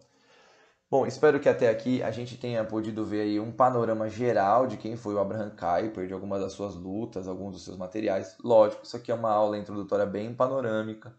A ideia aqui é a gente poder ter uma noção de quem é o Kuyper, para quem não conhece, antes que a gente possa estudar o material do Kuyper, suas teses, sejam a soberania das esferas, sejam o seu trabalho aí de cosmovisão ou alguma obra do Kuyper que a gente venha estudar. Mas a gente tem que ter esse pontapé inicial para conhecer de forma bem panorâmica. Eu vou indicar para vocês duas obras, uma em inglês e uma em português, que você pode ter uma boa introdução do Kuyper, ok? Mais completa até do que essa aula, para eu não me delongar também, deixar essa aula gigantesca, ela já ficou grande. Alguns lugares vocês podem buscar textos do Kuyper ou bibliografia sobre o Kuyper, um deles é gratuito, que é o órgão aí do governo holandês, que tem material em holandês, ok? Mas tem material em inglês também, tá? Em português vocês não vão achar, mas tem em inglês. Então você pode pesquisar esse site de BNL, ou DBNL, ok? Tá em holandês. Que é o site aí do governo holandês, ok? Então onde você encontra muito material, não só do Kuyper, mas de qualquer autor holandês de expressão. É como se fosse o nosso domínio público aqui no Brasil, é esse material, ok? Então você tem textos ali em domínio público, em inglês, e vale a pena, e alguns não vão, provavelmente nem vão ser traduzidos para português, ok? Então é um bom material aí, se você é um tradutor, quem sabe você não se empenha em traduzir umas obras do Kuyper para o português, ok? Vez ou outra eu faço um artigo ou outro. É um trabalho complexo, né? Eu não sou tradutor, nem tenho essa capacidade. Eu faço nas minhas limitações. Mas para a gente poder ter um material de acesso, né, ou de entrada para conhecer um pouco o trabalho, vale a pena, ok? Então eu sou uma pessoa empolgada com isso. Em inglês, ok? Você tem a coleção do Kuyper aí pela Lexham Press, ok? Essas são as obras que já tem em inglês. A Graça Comum, né, essa obra que eu destaquei, é a grande obra do Kuyper. O Kuyper pode ser conhecido como o teólogo da graça comum. Ele sistematizou o conceito de graça comum como nenhum outro fez, ok? São 3 livros em inglês, até onde eu me lembro, só 2 foram traduzidos, o terceiro ainda não foi, ok? A obra ainda está sendo traduzida, então percebam que ela está sendo traduzida do holandês para o inglês ainda, então mesmo nos Estados Unidos você não tem a obra completa, tem muito mais material que no Brasil, lógico, mas você ainda não tem uma obra completa do Kuyper. Essas são as obras completas do Kuyper em inglês hoje. Aí você tem aí o ProReg, você tem o War Program, aquele que eu comentei com vocês, a obra Ecclesial on the Church, On Education, que é uma obra assim, eu tenho, já li ela uma vez e pretendo ler mais algumas vezes ela. É a obra seminal para entender os conceitos educacionais do Abraham Kuyper, ok? E há um Business and Economics, né, que vai tratar a parte aí de negócio, economia aí, na perspectiva kuiperiana, ok? Destas obras que eu tive contato particularmente, um pouco foi a Graça Comum, ok? Nada muito extensivo, e o On Education, que aí sim é um texto que eu já li e tenho estudado já de forma bem calma, bem lenta. Quem sabe daqui a uns anos a gente não consiga fazer alguma coisa legal nessa perspectiva educacional do Kuyper. Então, essas são as obras em inglês. Quem quiser, esse é o sitezinho aí dela. E aí você tem a maior obra, na minha opinião, bibliográfica sobre o Abraham Kuyper, que é feita pelo James Bratt, ok? Essa é uma obra, cara, seminal para conhecer o Kuyper. É a principal bibliografia dele. Até onde eu sei, ninguém fez uma bibliografia tão completa em nenhuma língua, tá bom? Então é uma obra seminal. Pô, você quer conhecer de Kuyper, se você lê em inglês, esse é o texto do James Bratt, Abraham Kuyper. Eu dei muita sorte quando eu comprei essa obra, eu peguei ela numa promoção, ela já entrou outras vezes em promoção, porém aí eu sei que normalmente ela é bem cara, tá bom? Mas vale a pena. Quer estudar Kuyper, quer se aprofundar em Kuyper? Cara, James Bratt é uma porta de entrada sensacional, tá bom? Ricardo, não lê inglês, só material em português? Ok, estas são as obras do Abraham Kuyper em português, ok? Nós temos aí o Calvinismo, que não é um tratado sobre calvinismo, ok? Isso é uma confusão que tem muitas vezes. Foi trazido como Calvinismo, mas na verdade são as Stone Lectures. São palestras que o Kuyper deu sobre a visão de mundo cristã em várias perspectivas diferentes. É um texto muito legal do Kuyper, assim, acho que é a obra mais famosa dele no Brasil.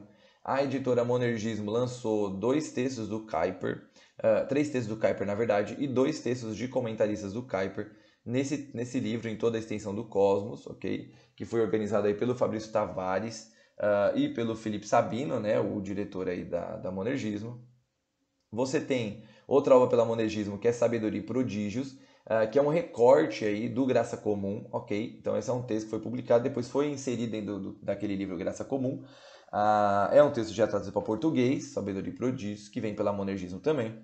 Você tem pela cultura cristã a obra do Espírito Santo, que é uma obra aí, bom, como o próprio título já diz, que fala aí da ação do Espírito Santo, ok? Em vários campos, essa é uma obra grande, bem grande, tem 700 e poucas páginas, muito legal do Kuyper essa obra. E você tem o mais recente livro, que foi traduzido do Kuyper, que é O Problema da Pobreza. E nesse livro do Kuyper, O Problema da Pobreza, tem uma introdução ao pensamento do Kuyper, que foi feita pelo Pedro Dutti, que é um kuyperiano, ok? E é uma introdução que tem umas 40 páginas, assim, então é uma introdução bem legal em português, bem acessível. Então vale muito a pena, é um livro que vale a pena comprar, não só pelo tratado do próprio Kuyper, mas por essa introdução que o Pedro Dutti traz. Tem mais um artigo no final do livro também, ok? E essa obra aqui no cantinho, que não é uma obra do Abraham Kuyper, né? É um comentário sobre o Abraham Kuyper, escrito pelo Tiago Moreira, foi uma tese de doutorado dele, que foi transformada em livro, que saiu pela editora Monergismo, cara, que é, para mim, a melhor obra em português falando sobre o Kuyper, tá bom? Ele aborda muita coisa, inclusive o problema do Kuyper em relação ao apartheid, tá? Que alguns muitas vezes acusam o Kuyper de ter defendido o apartheid e tal, que é uma mentira, mas existe um fato que ele nunca se posicionou enfaticamente contra também. Então, até essa parte assim que a gente vai dizer que é uma parte problemática do Kuyper nesse sentido, vai ser discutido no livro. Então, cara, a melhor obra, na minha opinião, tratando sobre o Kuyper, sua doutrina, é essa obra do Tiago Moreira. Um material muito bom mesmo, vale muito a pena ter para conhecer melhor o Abraham Kuyper, tá bom? Então fica a dica de materiais para vocês, ok? Beleza, tá bom, gente? Então aqui só um pitaco rápido. Tudo que a gente conheceu depois como neocalvinismo, ok? Surge a partir do Kuyper e também de um outro autor que é o Herman Bavinck. Que a gente pode falar que o Herman Bavinck é o teólogo de fato desse movimento. O Kuyper, ele trabalha em muitas linhas diferentes, mas o grande teólogo, né, que tem lá dogmática, mais de 2.000 páginas de material já em português, é o Bavinck, ok? Então, a partir deles, eles trouxeram aquilo que a gente chamou de que é o cristianismo para a totalidade da vida. Então, aquilo que o Calvino introduziu, eles deram uma forma, ok? Para isso, não sistematizaram, deram uma forma a isso. Mas o Kuyper é o ponto de partida de tudo aquilo que ficou conhecido como neocalvinismo, que é basicamente o entendimento do calvinismo aplicado à vida social. Do neocalvinismo, a gente tem a filosofia reformacional, que surge ali com o Velohoven e com Hermann Doiver.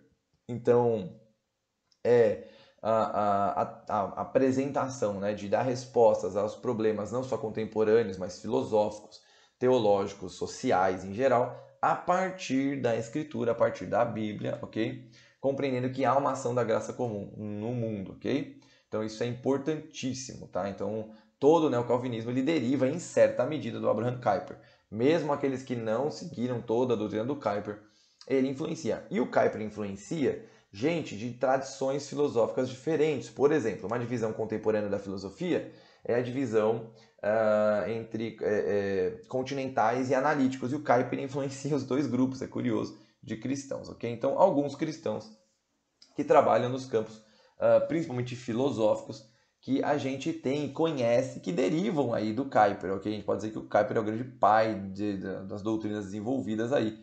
Você tem aqui em cima o Abraham Kuyper mesmo, né? O Hermann Bavinck do lado. Mais para baixo você tem o Doiver e o Velohoven. Você tem aí o Hookmaker, né? Quem já ouviu a música do Palavra Antiga aí do Marcos Almeida, pelo menos já tem a noção de quem deve ser o Hookmaker. O Francis Schaeffer, o grande apologeta cristão. Você tem aí Roy Clauser, o Daniel Strauss, né? Você tem o James Smith, que tem ficado muito famoso no Brasil, Alvin Plantinga, um dos principais filósofos cristãos, Nicholas Wolterstorff, o David Koyzis, que tem escrito na área da política, sensacional, Gert Glass, Royal Kuiper, cara, uma galera de peso, né? O Ovenel, uma galera de peso. Tem muito mais gente, eu poderia citar aqui muita gente que deriva aí do Kuiper. Toda a tradição que vem do Kuiper, que depois vem para Doiver e chega até nós, é uma tradição assim que tem dívida com Abraham Kuyper, que vem sendo desenvolvida a partir dele. Então tem muita gente mesmo. Espero que essa aula aqui introdutória para a gente tenha de alguma forma colaborado, para a gente pelo menos começar a entender quem é o Abraham Kuyper. Tem muita coisa para ser falada, que numa aula aqui que já ficou longa é impossível, ok? São quase 2 horas de aula aqui. Mas espero ter podido abordar aí de uma forma bem ampla, né?